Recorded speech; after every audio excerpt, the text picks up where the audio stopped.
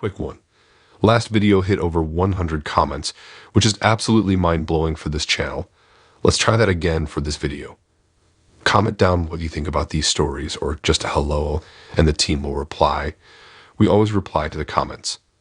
As always, please like and subscribe and help this channel grow. Thank you.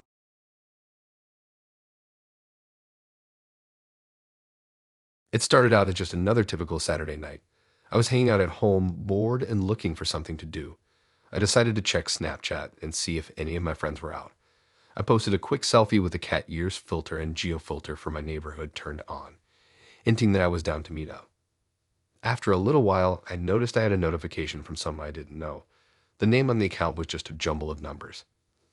I opened it expecting it to be spam or some random bot, but it was an actual photo. It looked like it was taken from across the street right outside my house. I felt the chill go down my spine. Who was this person and how did they know where I lived? I decided not to respond and just ignore it, hoping they'd go away. I switched over to text my friend Jen and see if she wanted to go grab food.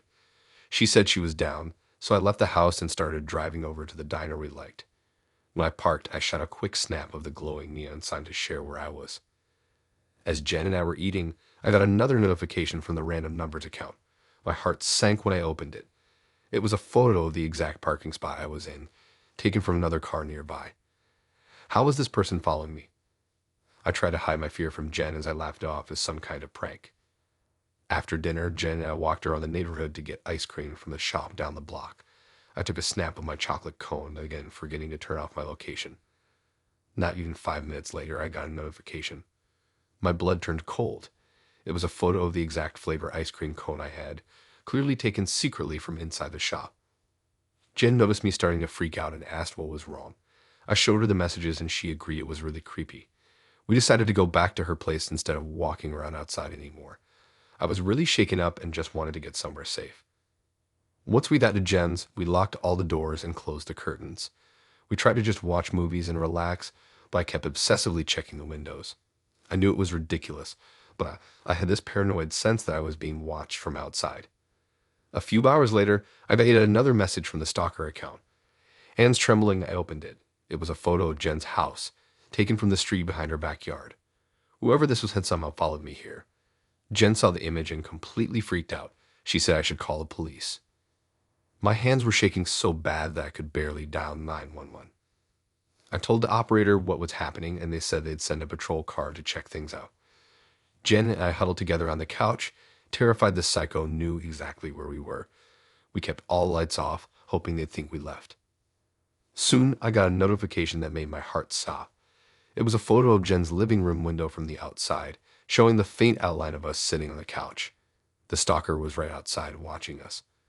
A chilling message followed saying they saw me and they were coming for me now. Jen and I leaped up in panic. Suddenly, we heard the patio door handle rattle as someone tried to force their way inside.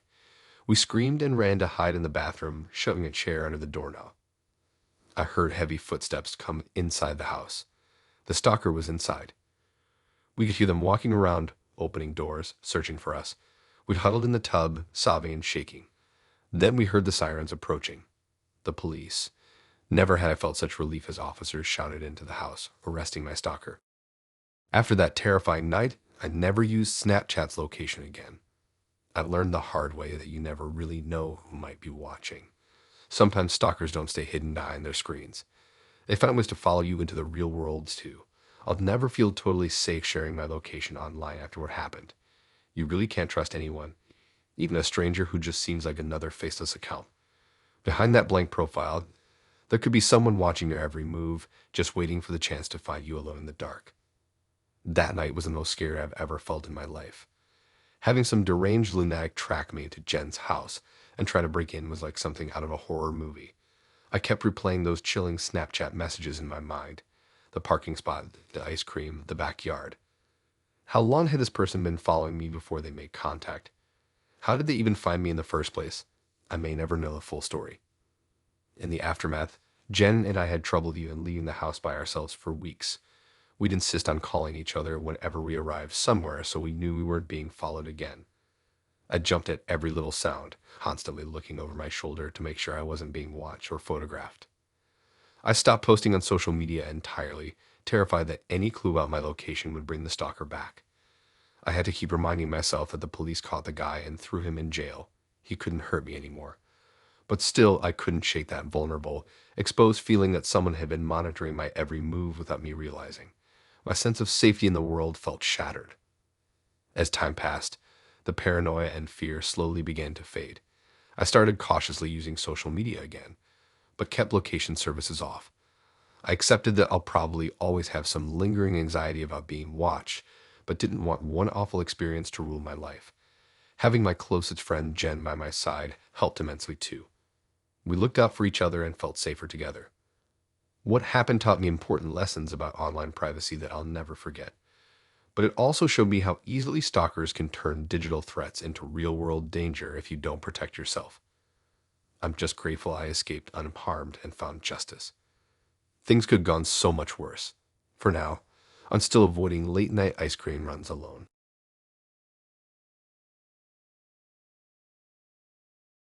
I've always loved using Snapchat filters. There's something so fun about seeing my face transform into cute animals or even swap genders. I like to use the filters when I'm bored or just want to mess around and send funny snaps to my friends. Last week, I was playing with the filters like usual, making silly faces and trying out new ones I hadn't used before. I activated the flower crown filter and was puckering my lips to look like a duck face. When I went to review the snap before sending it, I'd noticed something strange in the background. There was a dark, ghostly figure standing near the edge of the frame. It was translucent and wispy, swaying slightly like it was caught in a breeze. I stared at it for a moment, confused about what I was seeing. I thought it must be some kind of glitch in the filter or app, creating an odd distortion in the background. I deleted the snap and tried again with the same filter, this time making sure I was the only one in the room. But once again, when I reviewed the snap, that ghostly dark figure was there, more prominent this time near the center of the shot. A chill ran down my spine. How could this thing be showing up in my snaps when I was alone? I switched to another filter, one that gave me cute puppy ears and a nose. As I posed for the camera, I felt a sense of unease creep over me. Sure enough, in the snap preview, the ghostly figure was there again, closer than before. By now, its form was more defined. The silhouette of a person but missing facial features and fading at the limbs. Fear gripped my chest. This had to be more than just a filter glitch. Over the next few days, the ghostly figure started appearing in all of my snaps, no matter which filter I used. At first it lurked in the background, but it steadily drew closer and closer. Its blank face turned towards me as if staring straight at the camera. I tried rebooting my phone, reinstalling the app, using different locations. Nothing helped. The figure followed me everywhere. My friends started asking questions, concerned about the scary things showing up in my snaps that I sent. I brushed it off at first, making jokes about having a Snapchat stalker, even as my own anxiety grew. I couldn't explain how this was happening. It felt like something was haunting me through the app. Finally, I contacted Snapchat support and told them what was happening. They had me send sample snaps and were just as weirded out as I was. Apparently, they had never seen anything like this before. They assured me they would investigate and disable my account in the meantime. Reluctantly, I made a new Snapchat account, not wanting to lose connection with my friends. To my immense relief, the ghostly figure did not appear in any of the snaps on my new account. It seemed whatever had caused that bizarre phenomenon was linked to my old account. Snapchat couldn't figure out what had happened either. No filters or lenses could explain that creepy figure. I still don't have an explanation for the ghostly visitor in my old snaps. Part of me wonders if I somehow attracted some kind of supernatural entity that latched on through the app. These days, I stick to simpler filters and try not to think too much about what happened. But every so often, when I'm taking a selfie, I get the uneasy feeling that I'm being watched. I take my snap quickly and don't look too closely at the background before sending. Some mysteries are better left unsolved. It's been a few weeks now since a creepy incident, but I still find myself feeling uneasy whenever I open up Snapchat. My friends have noticed I don't use the fun filters as much anymore, just sticking to the basic selfie ones. A couple times they'd asked me again about that weird ghost thing, wanting to know if I ever found out what it was. I just brush it off, saying it was probably some glitch that Snapchat fixed. But the truth is, I'm still freaked out by what happened. I've even stopped taking snaps in my house altogether, only using Snapchat when I'm out in public now. At least that way, if the ghostly figure ever does appear again, I can reassure myself it's just some random person in the background, not something supernatural. My Snapchat usage has definitely gone down since the creepy encounter. I went from using it for hours every day, constantly sending funny snaps to all my friends, to barely opening the app now. It feels tainted somehow. The fun I used to have goofing off with filters has been replaced by hesitance and caution every time I take a snap. I scrutinize the background carefully before hitting send, bracing myself for the ghostly visage to return. So far it hasn't, but the paranoia remains.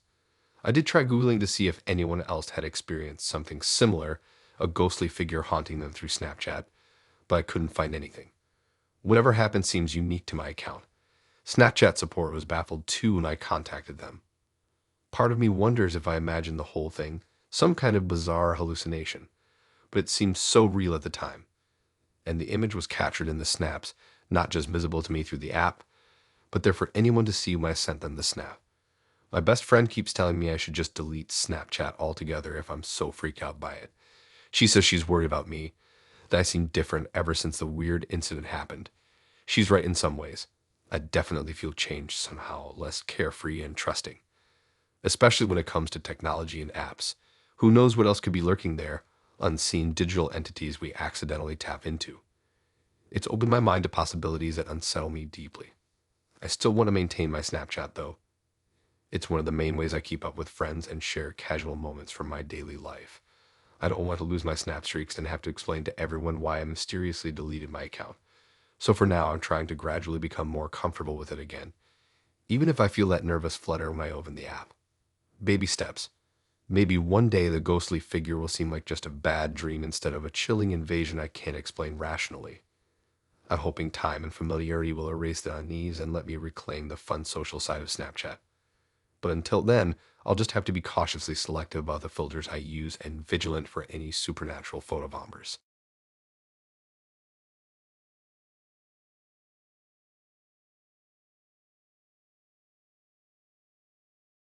I still remember being in my pajamas, sitting on my bed and scrolling through Snapchat. I had taken a few selfies earlier while trying on some new clothes. My best friend Sarah and I were planning to go to the mall tomorrow, and I wanted her opinion on my potential outfits. After sending Sarah the snaps of my outfit choices, I posted one of the selfies to my Snapchat story. A little while later, I received a notification that I had a new snap. I opened it up, expecting it to be from one of my friends reacting to my story. But what I saw made my heart stop. It was a video snap of me, sitting on my bed, looking at my phone. It looked like it was being filmed from just outside my bedroom window. I froze. The angle was impossible. My bedroom was on the second floor, and there was no way anyone could be recording me from that height. I looked around my room in a panic, but there was no one there. I got up and checked my window, but it was locked. I pulled the curtains shut tightly just in case. How was this happening? I looked back at the snap. It was still me in real time. Someone had hacked my phone's camera and was watching my every move. I immediately shut off my phone, my hands shaking. Who was spying on me? How long had they been watching me through my own camera? I felt so exposed and violated. My phone was something so personal, filled with my private conversations and moments. And now someone had access to it, using it to invade my privacy and make me feel unsafe in my own home. I wanted to call the police, but my phone was the only one with the incriminating snap. I had no proof, and what would I even tell them? That a hacker took control of my camera and sent me a snap. They'd think I was crazy or making it up. I started pacing my room, my mind racing. I considered grabbing my laptop and leaving the house to go somewhere public, but I was too afraid to go outside, not knowing who could be watching me. I decided to turn my phone back on to take a screenshot of the snap. I needed evidence. As soon as the phone powered up, I rushed to Snapchat, but the snap was gone. There was no sign of the creepy video message. Had I just imagined the whole thing? No, it had felt too real. The fear and paranoia were all too vivid. I racked my brain trying to figure out what to do next. I could reset my phone to factory settings in case there was some type of spyware installed, but that I might lose the proof if the snap ever returned. I needed to tell someone what's happening, but it seemed too unbelievable. Sarah would think I was pulling some kind of prank, and my parents were away for the weekend. I have to explain this whole weird story over the phone. Exhausted and emotional, I collapsed into bed. I left the lights on and pulled the covers up tight, still feeling exposed. Every small noise made me jump as I lay there unable to sleep. What if someone was still watching me through my phone, monitoring my calls and messages? I knew I couldn't stay in my room forever. As soon as the sun came up, I decided I would go to the police. Without concrete evidence, they might not be able to help much, but at least I could get it on record in case something worse happened. I just had to make it through the night first. The hours passed at an agonizing crawl. When morning finally came, I got ready quickly. I decided to leave my phone at home since it could have been compromised. As I walked briskly to the police station, I kept looking over my shoulder, watching for anyone suspicious. But the streets were mostly empty that early on a Sunday. At the station, I tried to explain what had happened calmly, showing the officer the outfit snaps I had sent Sarah as proof of what I was doing prior to the creepy message.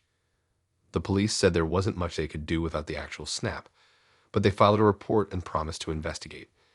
They also recommended I change my phone number, wipe my device, and change all my passwords. I knew that might delete any evidence that could help catch whoever had done this, but I didn't feel safe with that phone anymore. I spent the next few days paranoid, hardly using my phone and avoiding being alone. I kept seeing shadows outside my window at night when trying to sleep. My parents installed motion sensor lights and tried to reassure me that everything was okay. But I knew someone had been watching me, and the violation of that experience didn't fade easily. I jumped at every new Snapchat notification, afraid of what I might see if I opened it. I missed feeling carefree and secure. Who knows how long that stranger had access to my camera, peering into my private world. Over the next couple of weeks, I tried my best to return to normal. I went back to school and work and spent time with friends again. My parents took me out to dinner or a movie whenever they could to help get my mind off things. I stopped obsessing over the incident whenever I was occupied.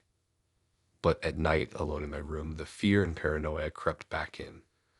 I triple-checked that my window blinds were closed and my new phone was safely charging on my desk nowhere near me. I tossed and turned, imagining I heard footsteps outside or saw a dark figure at my window. My friends tried to help too. Sarah came over a lot so I wouldn't be home by myself. We'd watch movies or cook dinner together until my parents got home from work, and my friend Mike offered to come check out the outside of my house to make sure nothing seemed suspicious or out of place. He found nothing, but it still made me feel better knowing he looked. I knew I couldn't avoid using my phone and social media forever. After taking all the precautions recommended by the police, I tentatively started using Snapchat again. I was wary of posting anything too personal or private though, and I disabled location sharing settings, no longer tagging where I was. Each notification still sparked anxiety at first, but gradually that feeling faded. Within a couple months, my paranoia had diminished significantly. I stopped imagining I was being watched at night. I could laugh with Sarah about how freaked out we'd both been by the bizarre incident.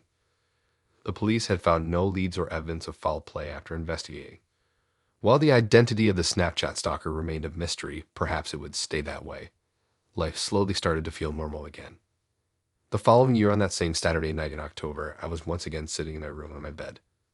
I had just posted a new selfie to my Snapchat story when I heard the notification sound. I hesitated, feeling a split second of fear before opening the app. But it was just my friend Mike sending me a silly filtered selfie in response. I laughed and shook my head. I was letting the past get to me again. As I got ready for bed a bit later, pulling the covers up, I thought about how I used to lay there paranoid, afraid someone was watching me through my phone. It seemed so silly now. The motion sensor lights were still on outside, though I didn't feel I needed them anymore for security. As I rolled over and closed my eyes, I realized I finally felt comfortable in my own space again. That lingering invasion of privacy was gone. I drifted off to sleep, peaceful knowing I was safe.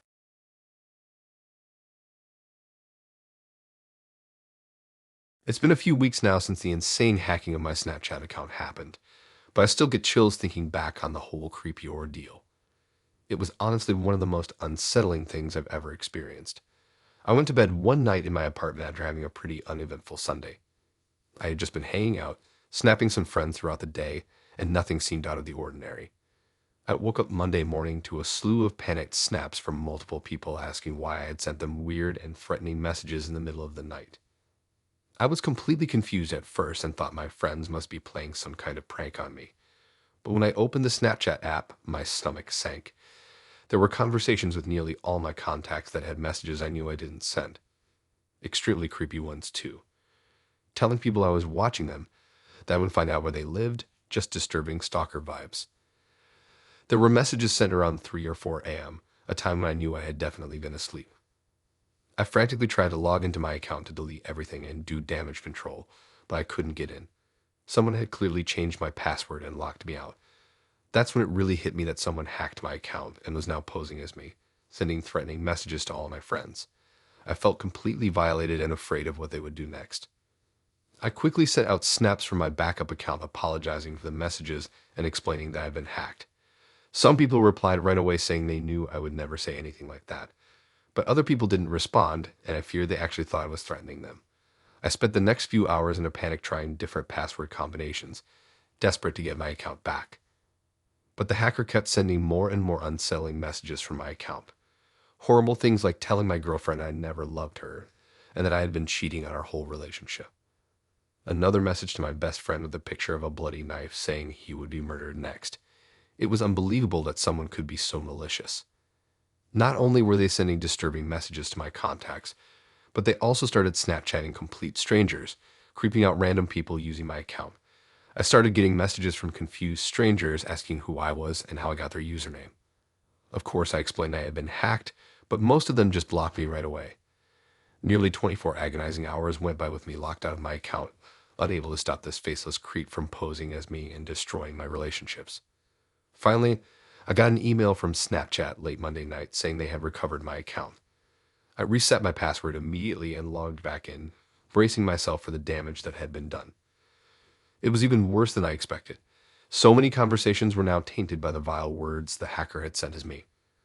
I felt exposed knowing this stranger had access to my most private communications and could have saved my photos. I instantly started deleting every trace of the hacker's messages and reached out to everyone explaining I got my account back. Some people seemed to accept my explanation that it was a hacker, but I could sense skepticism from certain friends who doubted that someone else sent those messages. It was clear it would take time to rebuild trust that had been demolished in one night. I still have no idea who would have wanted to do something so messed up. The whole experience left me feeling extremely paranoid about my online security. I tried to rack my brain about how this could have happened.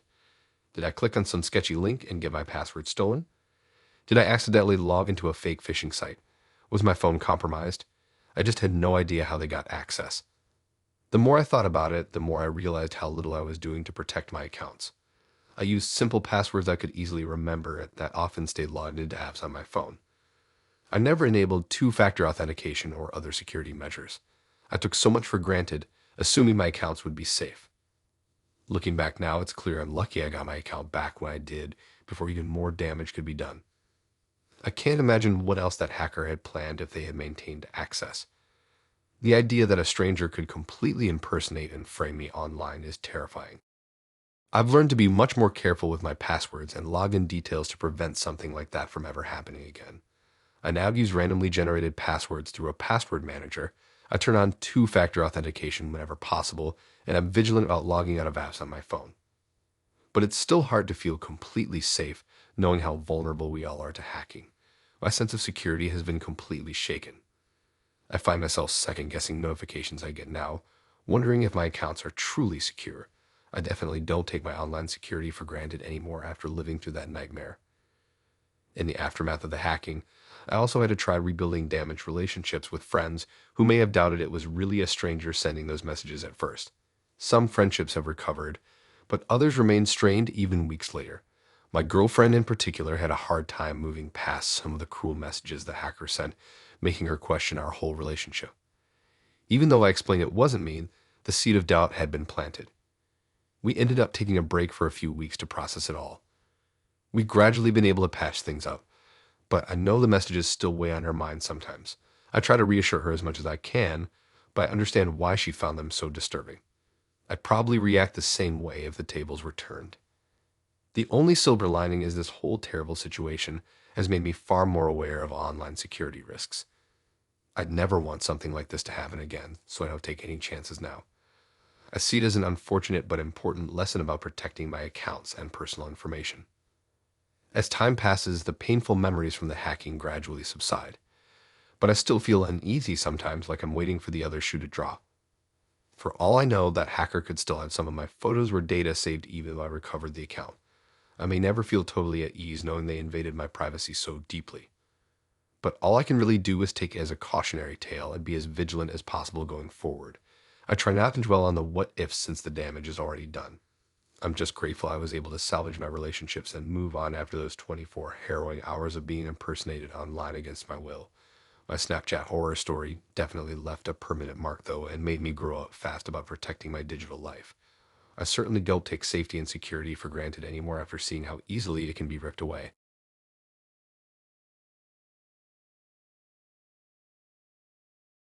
It started with a seemingly innocent Snapchat notification one night as I was scrolling through social media in bed. A new message from an unknown user popped up. Curiosity got the better of me, and I tapped on it. The message contained a simple link and no other text. Normally, I would have ignored a random link from a stranger, but something about the simple, ominous nature of the message made me pause. I stared at the link for a moment, debating whether to click it. I suppose a part of me was also a bit bored and wanted some excitement. Against my better judgment, I tapped on the link. It took me to a website I didn't recognize with a dark, foreboding design. The URL indicated it was located on the dark web, a part of the internet known for illegal and disturbing content. I immediately felt a pit in my stomach, regretting my decision to click. I quickly tried to close the tab, but the website seemed to resist my attempts to exit. As the page loaded, I was met with the most disturbing and graphic content I had ever seen. There were videos of horrific stuff and God knows what else. I couldn't bring myself to look at most of it, quickly trying to find a way out of the site. My heart was racing and I felt a sense of dread wash over me. What had I gotten myself into? Just as I was about to give up and restart my phone, a new Snapchat notification popped up. It was from the same unknown user who had sent the initial link. I hesitated, my curiosity got the better of me again. I opened the message. It was a simple photo, no text. The image showed the exterior of my own house, taken from what looked like across the street. I nearly dropped my phone in shock. How did this person have a photo of my home? A chill ran down my spine as I realized the implications. This person clearly had access to information about me and where I lived. I hurriedly checked the rest of my Snapchat messages, half expecting to see more disturbing content or threats. Sure enough, a new message had come in while I was reeling from the photo. This time, it was a short video. I steeled myself before tapping on it. The video showed the interior of my living room as if filmed from just inside my front door. I felt sick to my stomach, my mouth going dry. Whoever was sending these messages had clearly broken into my home at some point and captured this footage. I had no idea how long they had been stalking me or what other personal information they had accessed. The video ended and another message appeared. This time, it was text. Nice place you got here. It would be a shame if something were to happen to it. I stared at the words, my hands shaking. This person was threatening me, and they had the means to carry it out. I quickly turned off my phone, not wanting to see any more of the disturbing content. I felt violated and terrified, unsure of what to do. Should I call the police? What if this person found out and retaliated? I didn't know anything about them or their capabilities. I spent the rest of the night in a state of heightened anxiety, jumping at every sound and constantly checking the windows and doors to make sure they were locked. I didn't sleep a wink, my mind racing with worst-case scenarios.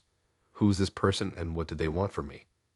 The next day, I mustered the courage to turn my phone back on, half expecting to see more threatening messages. Sure enough, there were several new Snapchats from the unknown user. I steeled myself and opened them. The first was a screenshot of my social media profiles with personal details highlighted. The second was a photo of me walking down the street earlier that day. I felt like I was being watched, constantly looking over my shoulder as I went about my day. The final message was a video. I hesitated before playing it, not knowing what disturbing thing I was about to see. As the video started, my blood went cold. It was footage of the inside of my bedroom, captured from what looked like a hidden camera. I scanned the room trying to locate the device, but saw nothing out of the ordinary. I immediately informed the police of the situation, showing them the threatening messages and videos.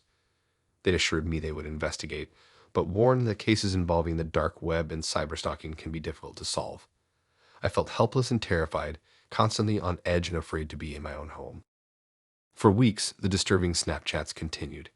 New photos and videos would appear, showing that this person was still monitoring my every move. They seemed to have access to my entire life, and there was nothing I could do to stop them. I hardly slept anymore, constantly looking over my shoulder even in my own home. I was jittery and paranoid every time I went outside, feeling like unseen eyes were watching me. The police investigation progressed slowly, with few leads to follow. One night, I was startled awake by the sound of footsteps outside my bedroom. I froze, listening intently. The doorknob slowly turned and the door creaked open. I laid as still as possible, heart pounding, hoping whoever it was would think I was asleep and leave. After what felt like an eternity, the door closed again without anyone entering. I didn't dare move a muscle until the sun came up. Needless to say, I didn't sleep the rest of that night. The feeling of being violated and stalked in my own home was taking an immense psychological toll. Eventually, the messages stopped.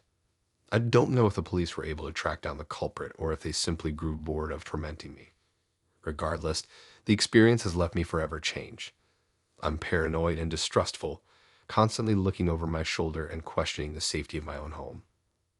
To this day, I still wonder who that person was and what their motives were. Was it simply a sick, twisted game to them? Or did they have some deeper, more sinister plan? The not knowing is perhaps the worst part. I'll never feel truly safe again, always wondering if they're still out there waiting to strike. The police were never able to definitively identify the stalker or bring them to justice. I've since moved to a new home and changed my phone number, trying to leave that horrific chapter of my life behind. But the memories still haunt me. I don't think I'll ever be able to forget that feeling of being watched, tracked, and toyed with by a shadowy, malevolent entity. It has left psychological scars that may never fully heal. I'm much more cautious now about what links I click on or who I interact with online.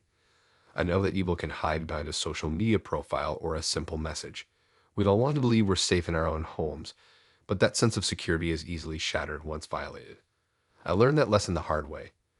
Now I can only hope that the shadow from my past doesn't someday return to torment me once again.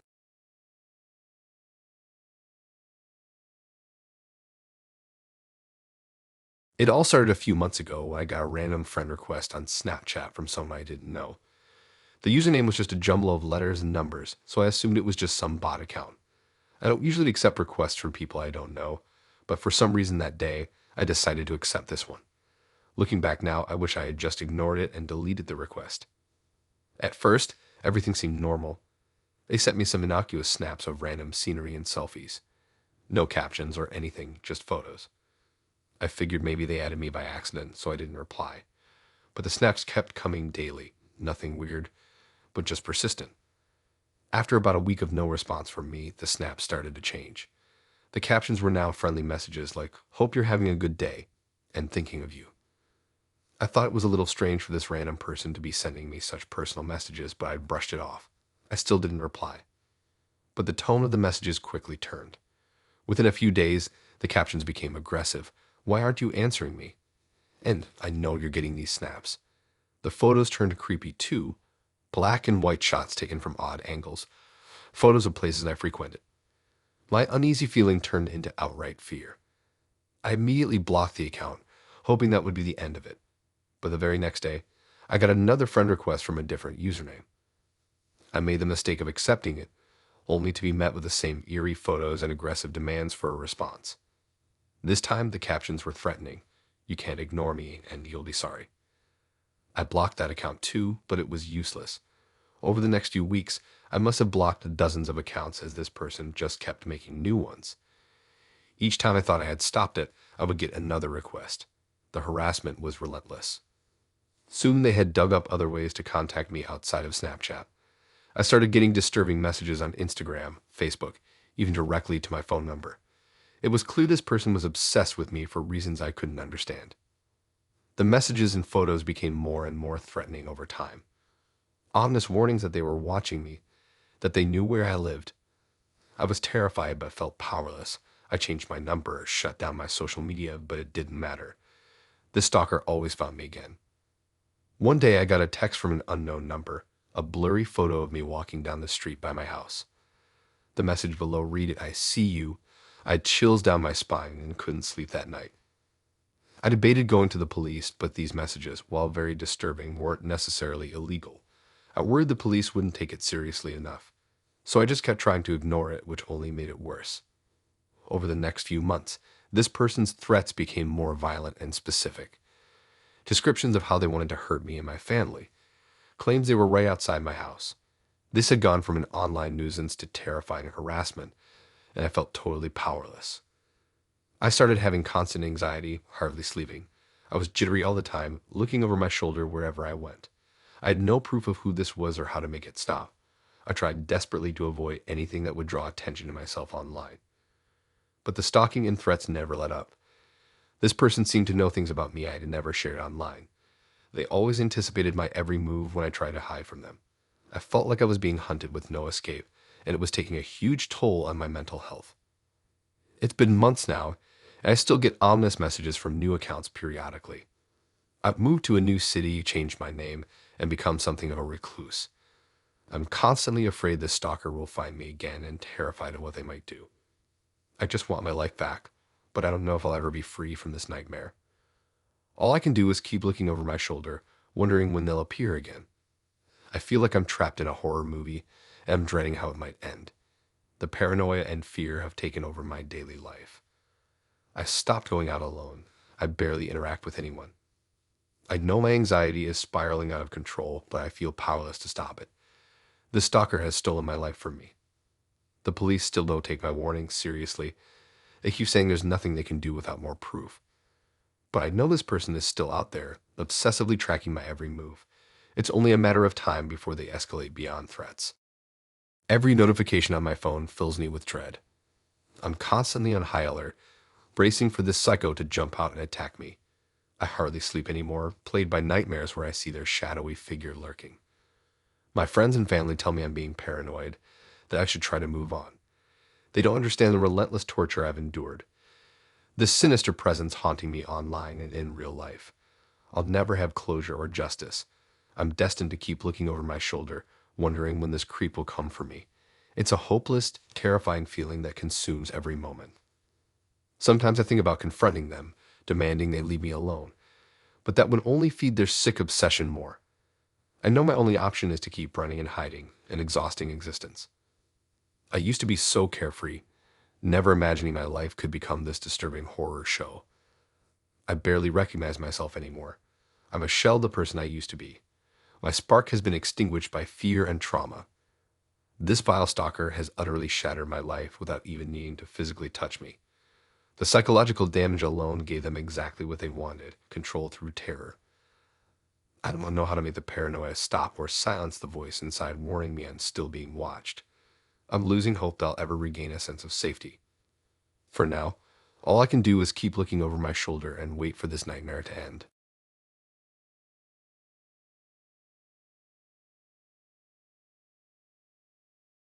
It started out like any other morning. I grabbed my phone to check my notifications, and that's when my stomach dropped. There on my Snapchat feed was a video of me doing something terrible that I know for a fact I never did. At first, I thought it had to be some kind of weird glitch or prank. But the more I watched, the more I realized this was an actual deepfake video made to look like me. Everything from my face to my voice to my mannerisms were identical to the real me. It was so realistic that if I didn't know any better, I would think it was genuine footage. In the video, I appear to be robbing a convenience store at gunpoint. I burst in wearing a mask and point a gun at the cashier, demanding he empty the register into a bag. The cashier, visibly terrified, scrambles to comply. I grab the bag of cash and run out of the store, jumping into a waiting car. As I sat there watching in horror, I realized this wasn't just some harmless prank. This was a carefully crafted video designed to frame me for armed robbery. My heart was pounding as I tried to figure out who could have created this video and why they targeted me. I racked my brain but couldn't think of anyone who would want to set me up like this. I frantically tried to report the video, but it was already going viral among my Snapchat friends. My phone blew up with concerned messages asking if the video was real. I assured everyone it was fake and begged them to report it too. But the damage was already being done to my reputation. Over the next few days, the deepfake continued circulating no matter how many times I reported it. People I didn't even know were messaging and commenting, calling me a criminal. My close friends stopped responding to my pleas of innocence. It seemed no one believed this flawlessly realistic video was fake. I felt powerless watching my life spiral out of control. I knew I needed to get ahead of this, so I went to the police. But without solid evidence, the video wasn't real. They said there was nothing they could do. No one could prove I wasn't the person committing the crime in the video. The convenience store owner saw the video too and told police he was 100% certain I was the armed robber from that night whose face was hidden. He said the voice, build, and mannerisms matched perfectly. I was horrified he could genuinely mistake this deepfake video for a real crime. With no way to convincingly prove my innocence, the police launched an official investigation. News outlets picked up the story of the Snapchat robbery video. My face was splashed across the internet as the prime suspect. My family stopped taking my calls, convinced of my guilt. My life became a living nightmare, all because of a falsely fabricated video. Someone had managed to mimic my likeness down to the smallest detail and use it to frame me. Every day, the deepfake convinced more people I was capable of armed robbery. I sank into a deep depression, knowing I may never reclaim my reputation. The person who created the video succeeded in their mission to destroy my life. They had expertly crafted the perfect crime, using nothing more than fake footage and Snapchat's powerful reach. They remained faceless while I became the subject of nightly news stories. With no leads, the police investigation stalled. The convenience store owner continued pointing the finger at me. My friends still wouldn't believe I was innocent.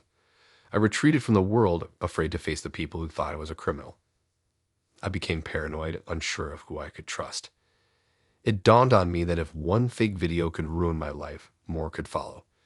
Anyone with the right tech skills could superimpose my image into any incriminating scenario without my knowledge. I was haunted by how vulnerable I was. In the depths of despair, I considered drastic measures to escape the nightmare I was living. I thought about leaving everything behind and disappearing to start a new life somewhere far away. But I knew I couldn't live forever looking over my shoulder, waiting for the next deepfake to emerge. So instead, I started researching deepfake technology to understand exactly how I had been framed. I learned how advanced AI can now generate believable fake videos, making the technology possible for anyone to access. It terrified me to realize the power they gave people to distort reality. Armed with more knowledge, I found experts who could analyze the deepfake video spreading online. They were able to prove it had been manipulated, but that wasn't enough to fully clear my name. I also hired a lawyer to threaten legal action against any outlets continuing to make false accusations. In the end, only a few close loved ones stood by me.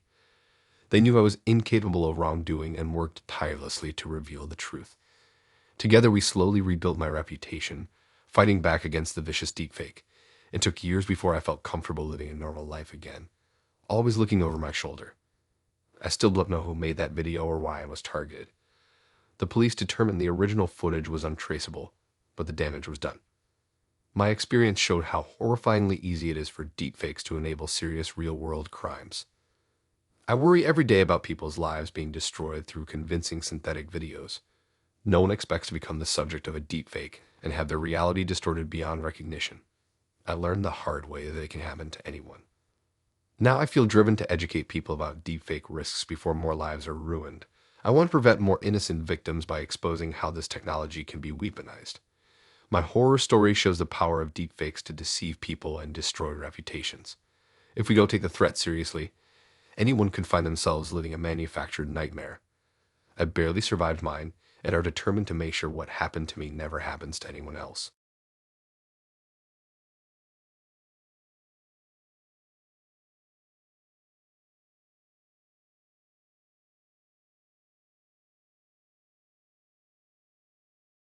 It was just another typical night at home. I was sitting on the couch catching up on some shows when my phone dinged with a Snapchat notification. At first, I thought nothing of it, but when I opened the app, I saw an alert that someone was trying to log into my account from an unknown location. That was weird. I never sign out of Snapchat and don't share my login with anyone. I quickly changed my password just to be safe, figuring it was just some random glitch. Over the next hour or so, nothing seemed out of the ordinary, so I carried on with my night. But then around 10 p.m., I got another notification. This time, it was a snap without a name or bitmoji from a random account. I opened it cautiously, and what I saw made my heart drop. It was a picture of my house, taken from right outside.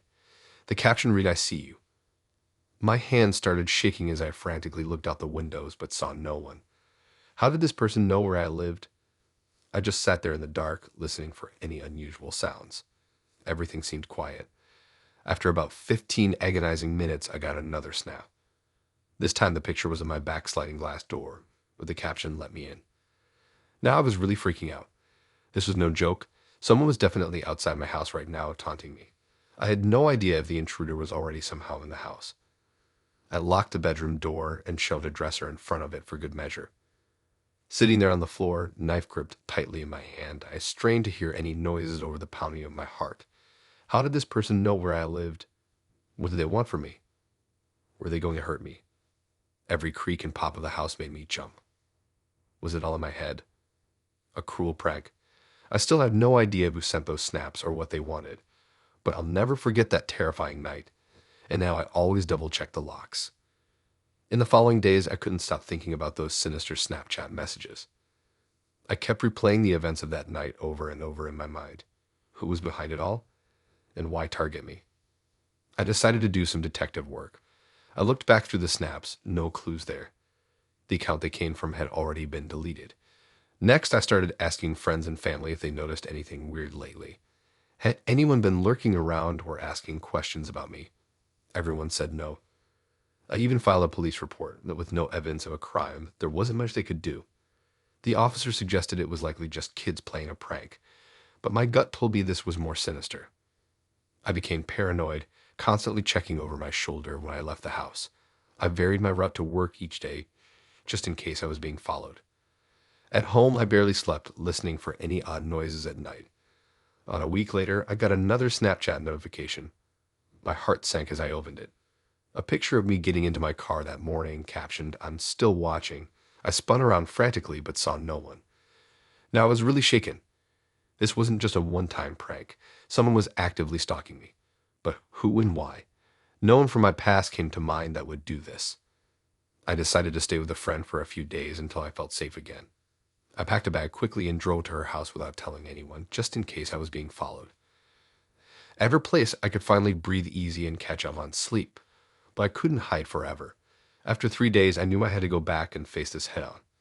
I wasn't going to let this stalker control my life. The first night back home, I didn't sleep a wink. I kept peering out the windows into the dark street beyond.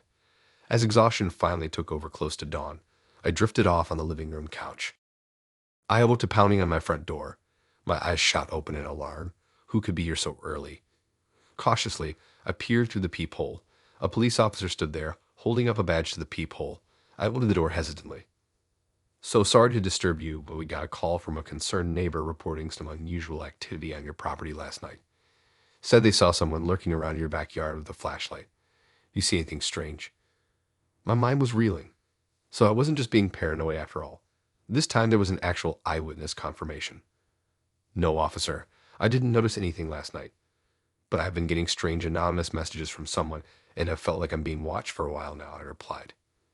He took down all the details and said he would increase patrols in my neighborhood for the next few weeks. But I couldn't rely on the police alone. I needed to take matters into my own hands. As soon as the officer left, I installed motion sensor floodlights and security cameras covering every angle of my house. I wasn't going to let this psycho get the jump on me again. Now I have video evidence if they came back. That night, I ordered takeout and settled in to keep watch on the new camera feeds. Around 2 a.m., a notification popped up that one of the cameras detected motion. I anxiously clicked on it and watched the footage closely. There, clear as day, was a shadowy figure creeping across my backyard. The floodlights suddenly illuminated the area, startling them. It looked like a man in dark clothing with a baseball cap pulled low. He shielded his eyes from the brightness and hurried away down the alley. I immediately called the police and sent them the video footage. An officer came to take my statement and collect the evidence. They said they would try to identify the man, but warned me he could just be some random prowler. Over the next week, nothing happened. No messages, no lurkers, no suspicious activity. The police had no luck tracking down the man in the video. Little by little, I started to breathe easier again, but still kept the new security system on high alert. Until one night, nearly 2 weeks later, I was fast asleep when urgent pounding at my front door shocked me awake. I scrambled out of bed, heart thumping. Loud voices were demanding I open up. Peering through the window, I saw 2 police officers. Relief washed over me as I let them in. "Sorry for the rude awakening, ma'am, but we'd got him. Caught the guy red-handed lurking around another woman's home in this neighborhood. Similar story to yours, stalking her and sending threatening messages. We think it's the same guy who's been targeting you too. Just wanted to let you know you're safe now." I could hardly believe it was finally over. The police had caught the stalker in the act. I thanked the officers profusely, feeling like I could finally relax after weeks of anxiety. Thanks for listening in. If you like these stories and want to hear more, then please subscribe and like and support this new channel. We have more stories for you to listen to.